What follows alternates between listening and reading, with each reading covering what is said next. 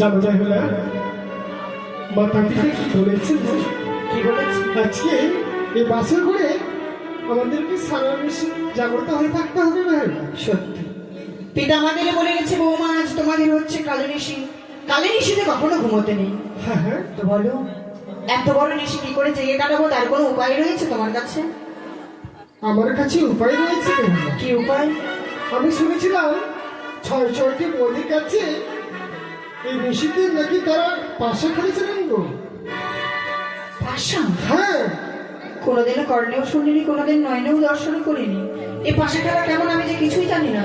যদি আমি তোমায় শিখিয়ে দিই? তুমি যদি আমায় শিখিয়ে দাও আমি নিশ্চয়ই পাশা খেলবো। খেলবে তো? আচ্ছা, পাশা খেলা খেলতে গেলে কিছু পণ রাখতে হয়। পণ রাখতে হয়? হ্যাঁ। আচ্ছা বলো, তুমি আমার কাছে পরাজিত হলে কি পণ দেবে? ও, তোমার কাছ থেকে যদি আমি হেরে যাই তাহলে তোমাকে সকালের পূর্বে অষ্টালঙ্কার দিয়ে ভরিয়ে দেবো। আর তুমি যদি হেরে যাও আমায় কি দেবে বলো? আমি? হ্যাঁ, আমার কাছে তো দেবার মতো কিছু নেই। তবে যদি পাশা খেলায় আমি পরাজিত হই, তুমি আমার কাছে দেবার মতো যা চাইবে আমি তাই দেবো। ঠিক বলছো তো? বেশ। আচ্ছা, তুমি চিট নেবে না পড় নেবে গো? আমি চিট নেব। তাহলে আমি আগে চালাই, কেমন? ঠিক আছে, চলো। খেলিব খেলিব পাশা এই বছর ঘরে গো।